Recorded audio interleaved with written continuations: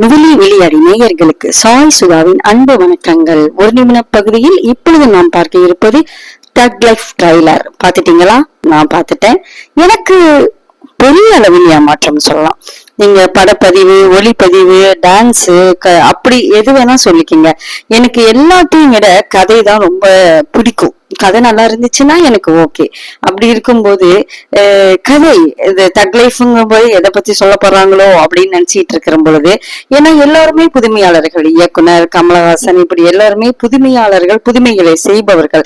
அப்படி இருக்கும் பொழுது திரும்பவும் அந்த கதையை சொல்ல வர அந்த ட்ரெய்லரை பார்க்கும் பொழுது சிம்பு கமலஹாசனை பழி வாங்குவதற்காக அந்த வீட்டுக்குள்ள வந்திருக்கிறாரு, அவங்க பையனாவே வாழ்ந்திருக்கிறாருன்னு தெரியும் பொழுது இது திரும்ப திரும்ப சுட்ட வடையாகவே இருக்கின்றது, சுட்ட கதையாகவே இருக்கின்றது.